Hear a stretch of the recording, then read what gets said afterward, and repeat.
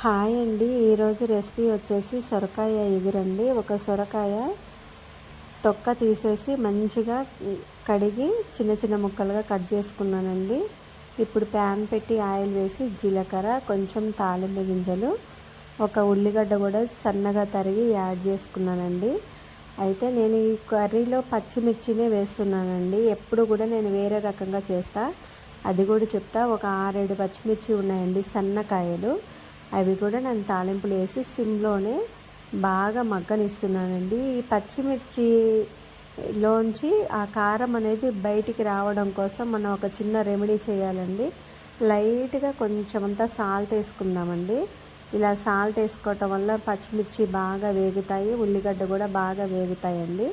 పచ్చిమిర్చిలోంచి కారం అనేది బయటికి వచ్చేసి నూనెలో కలుస్తుందండి, బాగా ఉంటుంది. అయితే సొరకాయ కూడా లేతకాయ ఏం కాదండి, మీడియం ఉంది.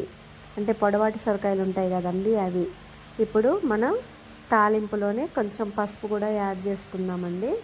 చిటికెడు అల్లం వెల్లుల్లి పేస్ట్ కూడానండి, అది ఇంట్లో ప్రిపేర్ చేసింది, షాపుల్లోది నేను అసలు యూజ్ చేయనండి. ఈ పోపు అనేది బాగా డీప్గా ఫ్రై అవ్వాలండి, అప్పుడే మనకి కారం అనేది కర్రీకి బాగా పడుతుందండి. ఇక సొరకాయ ముక్కలు కూడా యాడ్ చేసుకుందామండి. యాడ్ చేసుకొని మనం మళ్ళీ ఒకసారి బాగా కలదిప్పుకోవాలండి. అంటే దీన్ని సిమ్లో వండుతున్నాం కాబట్టి మనం కలదిప్పుకోవాలి. అయితే దీంట్లో టమాటా కానీ చింతపండు పులుసు కానీ ఇవి యాడ్ చేయట్లేదండి. అయితే దీంట్లో రొయ్యలు కానీ అలాంటివి వేస్తే బాగుంటుంది, కానీ నేను ఎక్కువ వారాలు పట్టిస్తానండి. సో అందువల్ల కొంచెం నాన్ వెజ్లు వండటానికి కొంచెం కుదరట్లేదండి. మనం ఈ సొరకాయ వేసిన తర్వాత మళ్ళీ కొంచెం లైట్గా సాల్ట్ వేసుకుందామండి. ఇలా వేసుకోవటం వల్ల సొరకాయలోంచి వాటర్ బయటకు వచ్చేసి తొందరగా ఉడుకుతుందండి.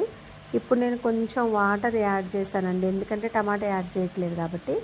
కొంచెం కొత్తిమీర.